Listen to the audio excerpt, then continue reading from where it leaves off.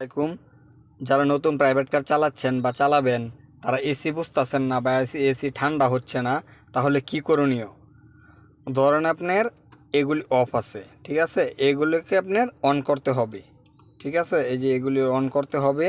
ধরেন আপনার এই যে একে দিলেন, এটা এই যে দেখবেন এইগুলি পাখা, ঠিক আছে, এগুলি আপনার খেয়াল রাখতে হবে।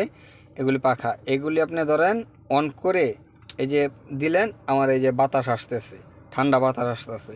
কিন্তু আবার এনে আপনার লক্ষ্য রাখতে হবে এই জিনিসটা যেন এই দাগের মধ্যে থাকে, এই দাগটার মধ্যে থাকে, লাল দাগের যেন না যায়। এই যে এই জিনিসটা যদি লাল দাগে যায়, তাহলে আপনার এসি গরম আসবে, হট আসবে। আর যদি এটার মধ্যে এই দাগের মধ্যে থাকে, তাহলে কুল আসবে। আবার ধরেন এটা আপনার কোনো কারণবশত অফ, তাহলে এসি ঠান্ডাও হবে না, খালি বাতাস আসবে, গরম বাতাস আসবে।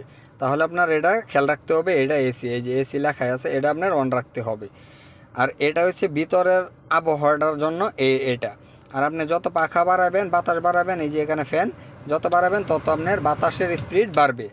ঠিক আছে, ধরেন আমার অনেক দরকার একেই দিছি। আর এটা হচ্ছে ধরেন আপনার মুখে বাতাস লাগবে, আর এটা পাওয়ে আর মুখে এগুলি আপনার টিক চিহ্ন দেওয়া আছে, আর এটা শুধু পাওয়ে এরকম আপনার চিহ্ন দেওয়া আছে। ঠিক আছে, তাহলে আপনার এসির বিষয়টা বুঝতে পারবেন।